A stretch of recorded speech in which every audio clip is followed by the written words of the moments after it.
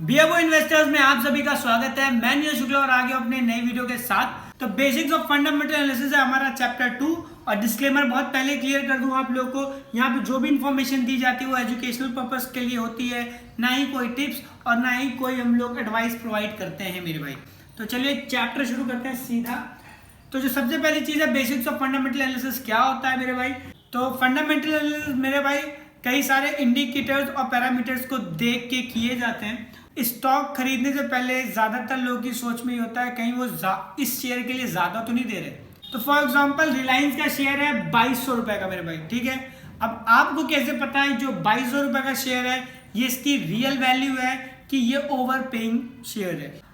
तो इसमें साफ साफ पता चल रहा है मेरे भाई कि फंडामेंटल एनालिसिस एग्जामाइंस करता है आपको रियल वैल्यू, किसी भी स्टॉक की रियल वैल्यू क्या है वो प्रोवाइड कराने के लिए आपको फंडामेंटल एनालिसिस करना बहुत जरूरी है।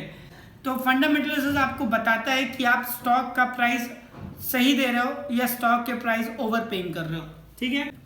अगर आप कभी भी किसी स्टॉक को उसके ओवर पेइंग के बजाय सस्ते में खरीद रहे हो या रियल वैल्यू पे खरीद रहे हो तो डेफिनेटली आप प्रॉफिट में रहोगे, क्योंकि साफ साफ लिखा हुआ है market price always is more than fair value, ठीक है। इंट्रोडक्शन टू फंडामेंटल एनालिसिस, किसी भी स्टॉक की रियल वैल्यू निकालने को ही हम लोग फंडामेंटल एनालिसिस कहते हैं। वो कैसे निकलेगा वो आपको इस चैप्टर के खत्म होते होते तक जरूर समझ में आ जाएगा। फंडामेंटल एनालिसिस आपको कई सारी चीज़ों से पता चलेगा, वो इन्फ्लुएंसेस कर सकती हैं आपको financial statements and industry trends के हिसाब से। अगर किसी इंडस्ट्री का ट्रेंड बदल रहा है या कोई ऐसी न्यूज़ है या कोई ऐसा एक्सटर्नल इवेंट्स है जो स्टॉक को इफेक्ट कर रहा है। तो जो रियल प्राइस होती है किसी भी स्टॉक की वो हर दिन नहीं बदल रही होती है, ठीक है।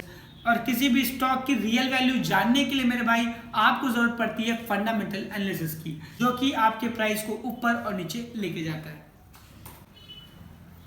तो फंडामेंटल मेरे भाई तीन तरह के डाटा इस्तेमाल कर रहा होता है। पहला आपको इस्तेमाल करता है हिस्टोरिकल डाटा, जो कि आपके पास्ट में क्या हुआ है वो जानने के काम आता है। दूसरा है जो पब्लिक को पता है, जैसे P&L, बैलेंस शीट, ये सारी जो जितनी चीज होती है तो एक कंपनी हर साल अनाउंस करती है या क्वार्टरली या हाफ ईयरली अनाउंस करती है, वो पता चलता है। उससे हम लोग कहते हैं सेकंड पॉइंट है पब्लिकली, जो हम लोग पब्लिकली करते हैं। तीसरा है कैसे कोई कंपनी क्राइसिस को मैनेज कर रही है या उसके जो मैनेजमेंट के लोग हैं वो कितने हार्ड वर्क और कितने स्मार्ट वर्क में बिलीव करते हैं। अब आते हैं नेक्स्ट टॉपिक पे। तो व्हाट इज फंडामेंटल एनालिसिस। तो फंडामेंटल एनालिसिस है क्या मेरे भाई। फंडामेंटल एनालिसिस अवॉइड करता है किसी भी कंपनी के शॉर्ट टर्म के डिसीजंस में, क्योंकि फंडामेंटल एनालिसिस ज्यादातर यूज किया जाता है लॉन्ग टर्म के लिए। किसी ना किसी कंपनी पे कोई ना कोई न्यूज तो चलती रहती है हमेशा, ठीक है। बेसिक ट्रेड्स के हो सकते हैं, हर इंसान ट्रेडर नहीं होता। तो आपको मेरे भाई शॉर्ट टर्म की तो सोचनी नहीं है अभी, अगर आप न्यू हो आप सोचोगे लॉन्ग टर्म की, और लॉन्ग टर्म के लिए आपको चाहिए फंडामेंटल एनालिसिस। तो आपको भी अभी यही समझना है, बाई करो और होल्ड करो स्टॉक को for the long term, that will be gonna give good returns. Fundamental analysis में भाई कुछ बेसिक्स आपको क्लियर होना चाहिए, जैसे आपका understanding a little bit of mathematics, थोड़ा बहुत मैथ्स कैलकुलेशंस आनी चाहिए आपको। थोड़ा बिजनेस एंड अकाउंटिंग बेसिस भी आपको थोड़े से क्लियर होने चाहिए, जैसे P&L क्या होता है, बैलेंस शीट क्या होती है, एसेट क्या होता है, लायबिलिटीज क्या होती है, ये सारी चीजें आपको समझ में आनी चाहिए। तो आपके लिए इजी होगा फंडामेंटल एनालिसिस करना। और भाई आपको और जो चाहिए वो है थोड़ा बेसिक कॉमन सेंस, क्योंकि कई चीजें हैं कंपनी में कि कंपनी कैसे काम कर रही है, किस हिसाब से रिटर्न निकाल रही है, या उसका लॉन्ग टर्म का क्या ग्रोथ है, या कंपनी ऐसी है जो इंडिपेंडेंट है और किसी और पे डिपेंडेंट नहीं है। ये सब basic normal like common sense वाली चीज़ें जो आपको समझनी है कि ये स्टॉक अच्छा कर सकता है, ठीक है। ये कॉमन सेंस है, हर इंसान अलग अलग लॉजिक से सोचता है। फिर आते हैं हम लोग what is the important of fundamental analysis. अगर आप इन्फोसिस खरीदने जाते हो और उसका करंट प्राइस 780 रुपए पर शेयर है, ठीक है। तो इन्फोसिस 780 और मार्केट प्राइस है, तो उस पर कई लोग ऐसे भी होंगे जो 780 पे बेच रहे होंगे। इसका मतलब उन लोगों ने ऑब्वियस है सस्ते में खरीदा है तभी वो 780 पे बेच रहे हैं, ठीक है। तो इस चीज को ध्यान रखो, प्राइस जब नीचे आए तो आपको लेना है, लेकिन हर स्टॉक नहीं लेना है। उसका कॉमन सेंस, उसका मैथमेटिक्स, उसका फंडामेंटल एनालिसिस समझ के लेना है। अगर आप लॉन्ग टर्म में इन्वेस्टमेंट कर रहे हो मेरे भाई, तो जो बहुत बेसिक चीज आपको समझना पड़ेगा, you have to buy the stock at a far lower price than the intrinsic value. Intrinsic मतलब फेयर वैल्यू। अगर इन्फोसिस की शेयर की कीमत 900 रुपए है, ठीक है, एंड आप उसको बाई करते हो 780 रुपए पे, अब तो आपका डिसीजन परफेक्ट है। लेकिन अगर इन्फोसिस की रियल वैल्यू 700 है, इंट्रिंसिक वैल्यू 700 है और आप उसको मार्केट प्राइस 780 पे खरीद रहे हो, so that's not a good deal. ठीक है, अब मैं आपको एक चीज और क्लियर कर दूं इस पूरे पैरा से। बहुत लोगों का कहना होता है भाई 10 20 50 पे क्या होता है, कोई वैल्यू नहीं है। देखो वो ट्रेडर समझता है 10 20 50 की क्या वैल्यू होती है, लेकिन अगर आप लॉन्ग टर्म इन्वेस्टर हो, ठीक है, तो इंट्रिंसिक वैल्यू निकालना इज लॉजिकल। बट अगर आपको पता है ये स्टॉक बहुत बेहतरीन करेगा तो आप 10-5 रुपए का मुंह मत देखिए, इन्वेस्ट कर लीजिए। भाई फंडामेंटल एनालिसिस बहुत ज़्यादा इंपॉर्टेंट है और बहुत ज़्यादा हेल्प करता है किसी भी इन्वेस्टर के लिए कि किसी भी स्टॉक की ट्रू वैल्यू या फेयर वैल्यू क्या है।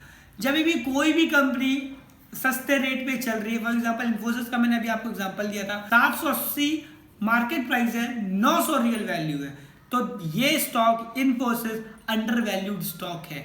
तो अंडर वैल्यूड स्टॉक को हमेशा खरीदिए, क्योंकि अंडर वैल्यूड कितना भी हो जाए वो अपनी बेसिक इंट्रिंसिक वैल्यू पे तो आएगा ही आएगा। ठीक है, तो वो मार्जिन आपका प्रॉफिट बनेगा ही बनेगा। अंडर वैल्यूड आपको समझा दिया। ओवर वैल्यूड में अगर इन्फोसिस की शेयर की कीमत 780 रुपए है मार्केट प्राइस और उसकी रियल वैल्यू 700 है, तो ये price currently price market price over value है, तो आपको इसको हाथ नहीं लगाना है। अब आते हैं नेक्स्ट टॉपिक पे, where can you get fundamental reports of a company stock. अब आते हैं भाई नेक्स्ट टॉपिक पे, where can you get a fundamental report of a companies और अ स्टॉक। ठीक है, बहुत लोगों के मन में क्वेश्चन होता है भाई कहाँ से हम लोग फंडामेंटल एनालिसिस निकालें। जितने भी अच्छे स्टॉक ब्रोकर होते हैं उनका रिसर्च डेस्क खुद का होता है, लेकिन देन ऑल्सो मैं आपको बता दूं अगर आपको और रिसर्च करनी है तो आप NSE BSE की पर्सनल साइट्स पे जा सकते हो। बाकी आप पर्टिकुलर जिस स्टॉक के बारे में सर्च करना चाहते हो आप उनके बारे में भी डायरेक्ट जाके सर्च कर सकते हो, आपको PNL और हर एक चीज़ मिल जाएगी। 5 से 10 पन्ने का काला चिट्ठा होता है कंपनी का, ओके, मतलब PNL, बैलेंस शीट और हर एक चीज़, एसेट वैल्यू, लायबिलिटी, सारी चीज़ें मिला के 10-12 पन्नों का होता है। ठीक है, कंपनी के कि 10 साल पहले उसने क्या रिटर्न दिया था, 5 साल पहले क्या रिटर्न दिया था और करेंटली क्या रिटर्न दे रही है। तो ऑब्वियस आप हिस्टोरिकल डाटा से ही आने वाले कल को एज्यूम करोगे, देखोगे नहीं, एज्यूम करोगे। ओके, एज्यूम में ही इन्वेस्ट करता है आदमी। कोई स्टॉक कई सालों से अच्छा परफॉर्मेंस दे रहा है तो ज़्यादातर चांसेस हैं कि वो आगे भी अच्छा और बेहतरीन परफॉर्मेंस देगा।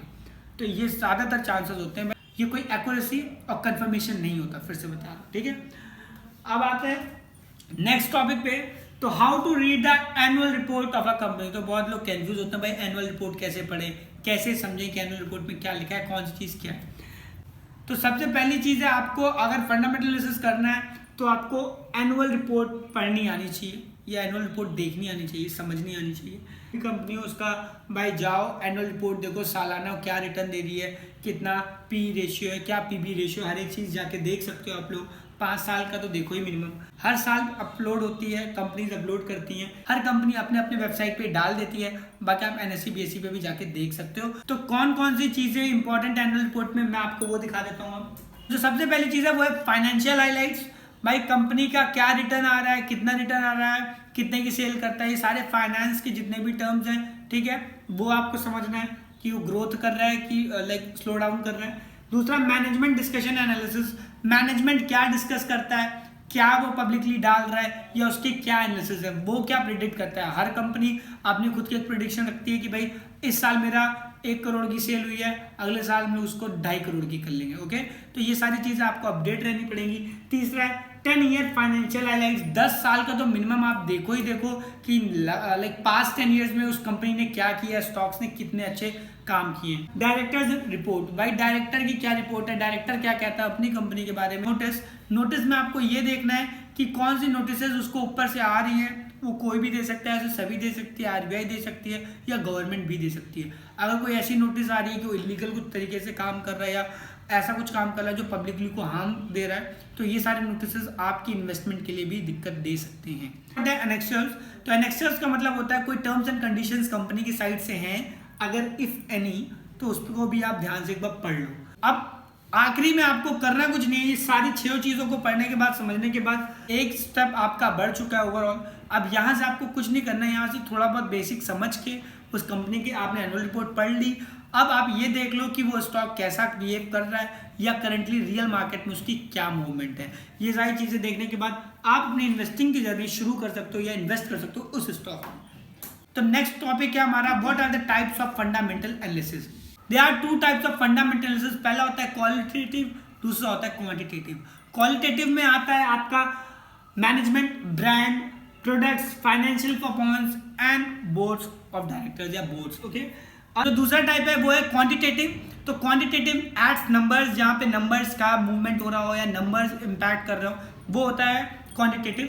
ऐसा नहीं है कि आपने क्वालिटेटिव पढ़ लिया और आपने क्वांटिटेटिव नहीं पढ़ा, तो ऐसा नहीं कर सकते हो। आपको दोनों चीज़ों को साथ में लेके ही बढ़ना है, जैसे गाड़ी और petrol.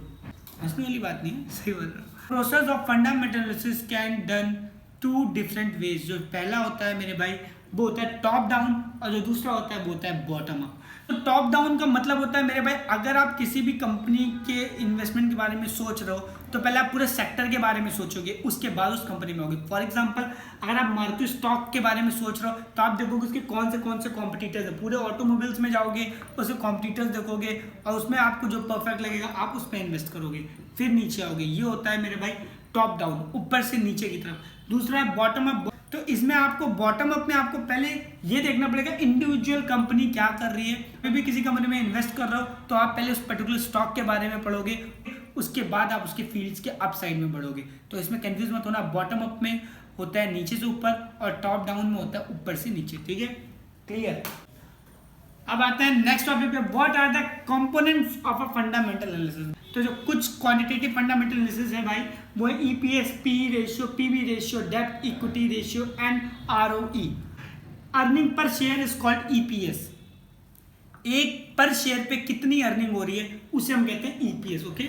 This is measure of profitability, okay. ये आपको दिखाएगा कि कितना प्रॉफिट में कंपनी जा रही है या पर शेयर कितना प्रॉफिट में जा रहा है।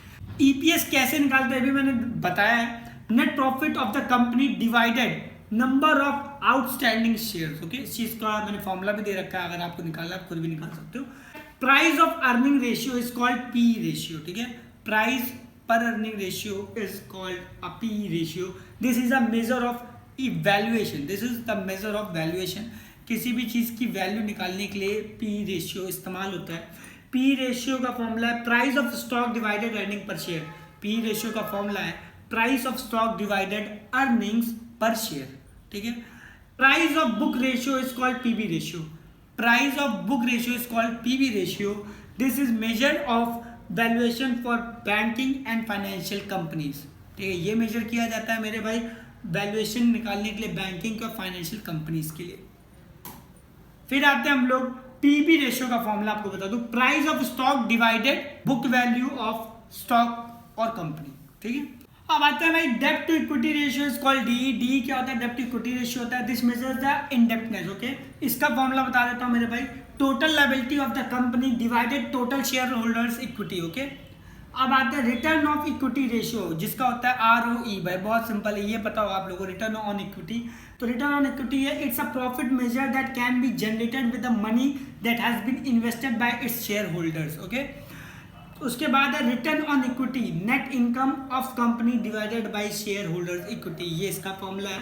नेक्स्ट हेडिंग पे, how to start a fundamental analysis. बहुत आज ही स्टार्ट करेंगे और आज ही सीखना शुरू कर दो मेरे भाई। There are 5 to 6 steps that you need to follow and analysis fundamental of the company। 5 से 6 तरीके हैं आपको समझने के। पहला है अंडरस्टैंड द कंपनी फर्स्ट, पहले तो कंपनी को समझो मेरे भाई। दूसरा है use the financial ratio for initial streaming, आपको फाइनेंशियल रेशियो समझना पड़ेगा अगर आप इनिशियली में स्टार्ट कर रहे हो तो, ओके। तीसरा है closely study the financial report of the company. भाई किसी भी कंपनी की पर्सनली मतलब जाके क्लोज तरीके से समझ के पढ़ लो, एक एक चीज समझो फिर शुरू करो। चौथा है find the companies competitors rivals and study them. चौथा पॉइंट है मेरे भाई, कंपनी के दुश्मनों को समझो। फॉर एग्जांपल अगर कोई कंपनी ऑटो सेक्टर की है तो उसके राइवल्स के बारे में पढ़ो, वो लोग क्या स्ट्रेटजी ला रहे हैं अपने फ्यूचर के लिए और आप जिसमें इन्वेस्ट करने जा रहे हो वो क्या करने जा रही है उसके बारे में, ये सारी चीज पढ़ जाओ, राइवल्स के बारे में भी। पांचवा है check the companies depth and compare the rivals. ये देखो कि जिस कंपनी में तुम इन्वेस्ट करने जा रहे हो उसका कितना लाइक उधार है और जो बाकी कंपनीज है उनका क्या क्या उधार है। उसके बाद analyse the companies future prospects, ये समझना बहुत जरूरी है कि कोई कंपनी अपने बारे में क्या सोचती है आने वाले 10 साल में या 5 साल में, ठीक है। By studying the such fundamental indicators you begin in a good way. फिर आते हैं लास्ट हेडिंग पे जो की है what are the pros and cons of the fundamental analysis. तो मेरे भाई एडवांटेज ऑफ फंडामेंटल एनालिसिस क्या है? 2 ही एडवांटेज है। Very useful for long term investors, जो लॉन्ग टर्म इन्वेस्टर्स उनके लिए यूजफुल है। पहला प्रॉफिट। दूसरा प्रॉफिट है gives complete view of financial aspects of company. पूरी कंपनी का एक ओवरऑल आपको अच्छा फाइनेंशियल एस्पेक्ट्स में एक व्यू दे देता है, जो आपके लिए बहुत फायदेमंद होता है। और दो ही डिसएडवांटेज है, वो भी बता देता हूँ आपको। पहला है financial data is required and can not be analysed by all. भाई फाइनेंशियल डाटा चाहिए होता है और वो सबसे नहीं होता कि वो सब स्टडी कर ले, हर एक फाइनेंशियल डाटा आप नहीं स्टडी कर पाओगे। दूसरा है involves a lengthy and complex process of patience is the key. जैसा मैंने आपको बताया लेंदी प्रोसेस होता है, क्योंकि हर स्टॉक को पढ़ना, समझना, टाइम देना इज अ लेंदी प्रोसेस। तो जैसा कहना पेशेंस ऑफ की। अब यहाँ पे हम लोग इस चैप्टर को खत्म करते हैं और जो नेक्स्ट चैप्टर आएगा वो आएगा आपका types of traders and trading styles. इस चैप्टर को देखने के लिए मैं आपको बता दूं मेरे भाई, इस वीडियो पे आपको दबा के लाइक और शेयर करना पड़ेगा मेरे भाई, और साथ ही साथ में अपना प्यार ऐसे ही बना के रखना है। ये चैप्टर भी बहुत जल्दी अगले हफ्ते आपके लिए लेके आऊँगा। चलिए अपना ध्यान रखिएगा, तब तक के लिए मिलते हैं नेक्स्ट वीडियो में। अपना प्यार ऐसे ही बनाए रखिए। Love you all, bye bye.